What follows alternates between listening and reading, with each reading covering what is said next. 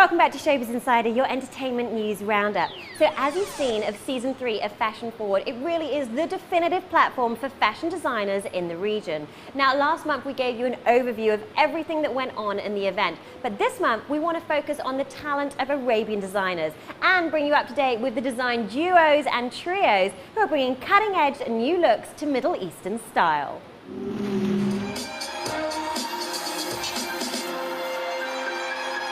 Lebanese designer Rami Khadi graduated from Esmond Beirut and moved on to the Starch Foundation. In 2011, he opened his first flagship boutique in Italia in Beirut. This collection was a princess fairy tale production of floral headdresses, pastel ball gowns, inspired by royalty and the motto that dreams can come true.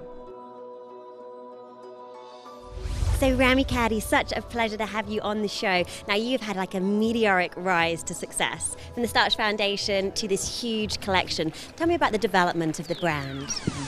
Actually, I started Starch in 2008 and I was on my own in 2010.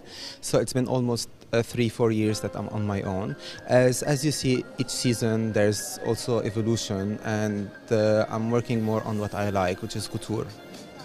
And what I can see, that it was the whole fairy tale princess theme. It was so beautiful. Why did you want to use that particular theme? I actually wanted to use like the Sleeping Beauty when she wakes up and what happens after she wakes up. So because we never knew what happens after she wakes up. So she wakes up in 2014 and I just imagined her the way she was on the runway. And it's everything, it's not just couture, there's pret-a-porter, there's accessories. What is the main theme that's running through all of these different lines? Now the theme of the collection was the Enchanted Kingdom, but we usually work on couture. This is what we do. Everything is handmade, even short dresses or tops, everything is handmade. They're unique or limited edition pieces.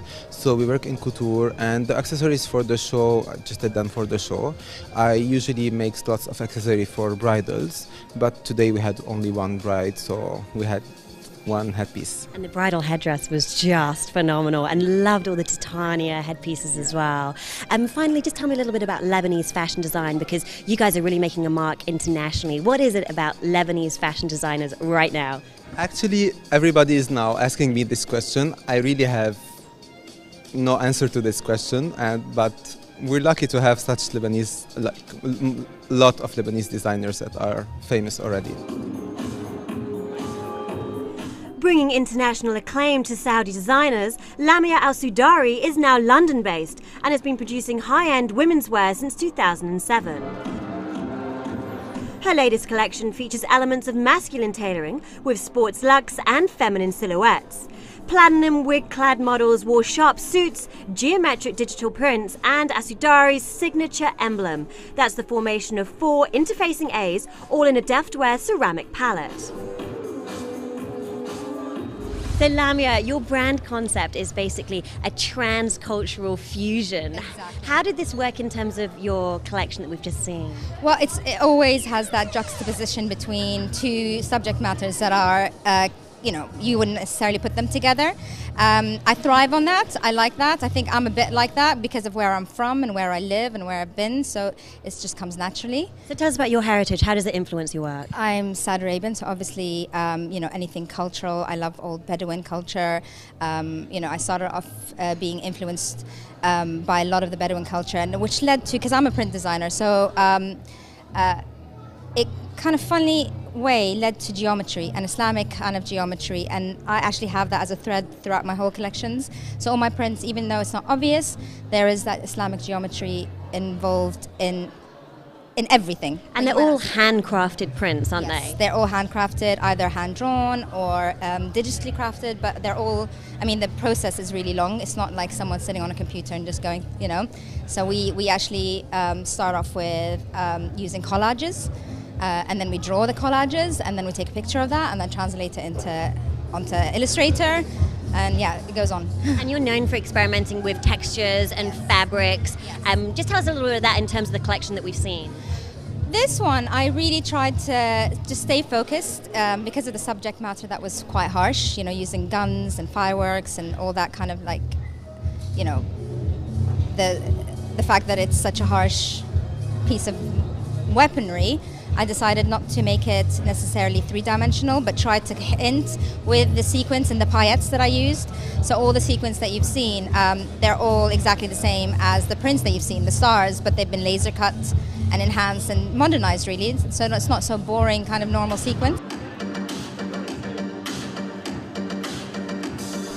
Moroccan designer Saïd Mayrouf started his career by costume designing for performances, with his work displayed at the New Museum of Contemporary Art. But this collection was less costume and more minimalist, timeless designs. Elegant tailoring in dove grey, featuring panels, drapes and splits. It's 20 shades of grey for the 21st century girl. You've got a really interesting start in your design career. I read a little bit about it, and you have a background in performance and collaborating with dancers and costumes. Yes. Oh, it's funny that you bring that up. Yeah, but how did that inspire your work? Because your work is very minimalist. Yeah, I started actually, as you said, making performances on location, talking about architecture, the body, and how the body interacts with the space. And this idea I still do, but now it's more wearable. Where I used to make clothes that are targeted for a performance, for example, or an installation. In this case, I need this. I need women to be dressed in these clothes, to be walking on the street in my clothes. So that's why I came to a point like I would love to see my clothes more worn by people. More sort of pret-a-porter. Now let's talk about this collection that we've just seen. Beautiful, draping, minimalist. Talk me through like the main themes of the collection. I chose to do a collection of 20 shades of grey. I chose the color gray just to keep it minimalistic and to really show my aesthetic, how I design. I think you can do that the best way. In my case, I thought to do that the best way by using a neutral color, the gray, and then you have much more focus on how things are made, how things are draped, and for you also to notice these detailing, because it's really all in the detailing. And moving on to design duos and trios who are bridging the gap between European elegance and Middle Eastern charm. We explore the dynamic between creative partnerships that are shaping some of today's most innovative lines. Talamamo is a brand born in Italy to be based in Dubai. It's Italian tailoring merged with Arabic traditions. They give it an edge of urban funk with the long shirt dress styled with trainers and set against electro-based music with various references to films. Meet the charming design duo that's Riccardo and Diego. Brand name Talamamo. Explain to me exactly what that means. It's our two is like the metaphor between the two of us. I'm from Argentina, so taller is like taller, the laboratory, and marmo is marble. Actually, it's like a metaphor for luxury, classicism, intericism. So Italian word. Yeah, it's an Italian word. So we put it together. Let's talk a little bit about the collection. It was really unusual because it just seemed to be a fusion of a lot of different things. Very funky, but with the long abayas as well. What were you going for? What was the theme? It's actually like there are a lot of reference from action movies, like Resident Evil, Matrix, Tomb Raider. That's why the ponytail or the asymmetrical dresses. There's a lot of hardware to the reference to the 90s, like industrial 90s, also the song. And there is like a lot of things put together, like women empowerment, like you can see the big lapels from the like 80s worker girl. There are like it's a mashup with all that is linked together between each other. And moving on to the ladies behind Cage, childhood friends Awa and Basma create clothes based on freedom, self-expression and individuality.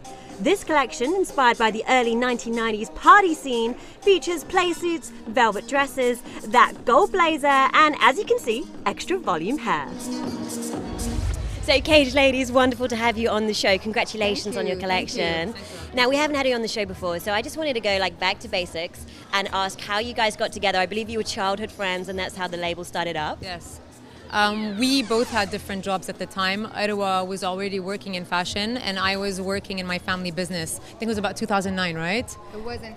We were just having fun with fabrics. We didn't know what we were doing. And then today we're, showcasing at Fashion Forward, and we have a label that's that's selling in 13 different stores across the region, and it grew. We grew up with this brand. High-waisted shorts. You find a lot of high collars. You find loose trousers, rolled up trousers.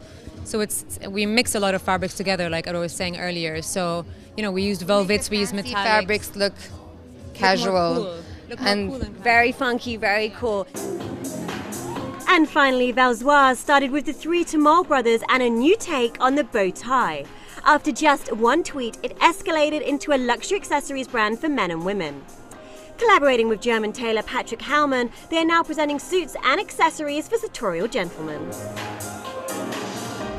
Let's talk about the collection that we've just seen. I mean, the accessories were really unique. Take me through what the theme was, what was the inspiration for these just this season? Yeah, absolutely. I think coming to Dubai as a market, it's renowned for color, energy, vibrancy. So it took a step away from the traditional European heritage, and we focus more on color, cuts and textures as well. So I think what you see there is an opportunity to perhaps wear a pocket square or a tie, but for it to be worn even in the evening or dressed down for daytime as well. Don't forget the shoes, guys. There were some very colourful shoes going on there. Did you design those too? Yeah, so we've been involved in terms of offering creative input for the shoe designers as well, and it's a brand called Gallet. So there's more to come in the coming weeks and months with our collaboration with them. Designers celebrated at this season's Fashion Forward are now dressing celebrities, sportsmen, musicians and the international fashionistas, proving the strength of emerging talent of our regional designers and of course cementing Fashion Forward as a definitive platform in the Middle East. We cannot wait for the next season that's coming up in October.